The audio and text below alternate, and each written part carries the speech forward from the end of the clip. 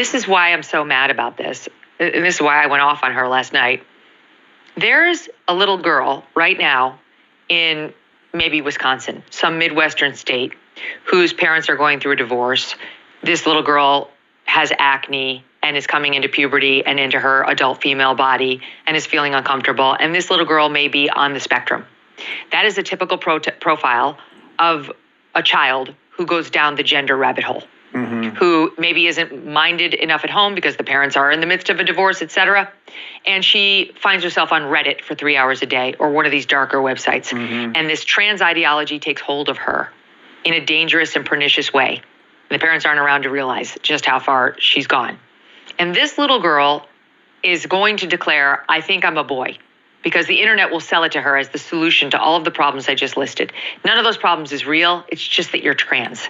That's how this works. And they will love bomb her into believing this is true.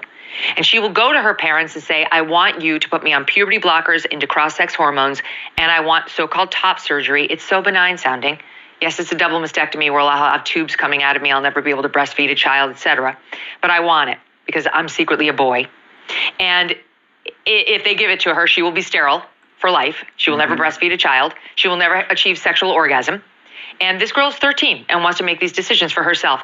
And when those parents say no to her, this little girl will be able to walk across the border and go to Minnesota, thanks to Tim Walz. And a court will seize custody of her from her Wisconsin parents and will funnel her into the Minnesota system, which will give her the puberty blockers, the cross-sex hormones, and will happily cut off her breasts and chop up her genitals in order to, quote, make her a boy. And the reason that they will do that is because of Kamala Harris's running mate, and her policies are exactly the same as his.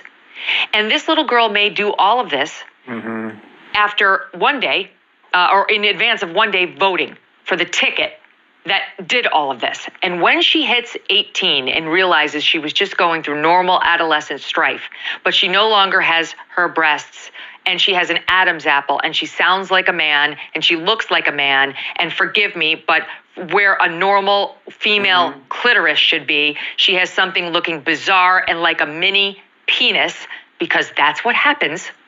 She's going to have Taylor Swift to blame, because supporting that ticket is a blessing on everything I just listed.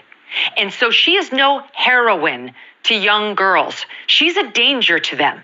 If she's going to take the power she has, thanks to her singing and her songs about her shitty love life and inability to actually meet somebody who will treat her right, and turn it into a manipulation of young girls on the, in her own words, LGBTQ front, then shame on her.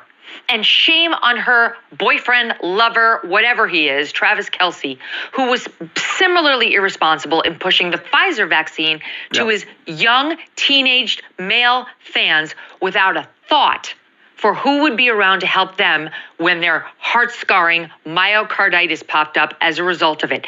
These two will be in her Rhode Island mansion, which is the most beautiful, biggest, whitest house you've ever seen on a cliff overlooking the Atlantic, sipping their drinks and saying, let them eat cake.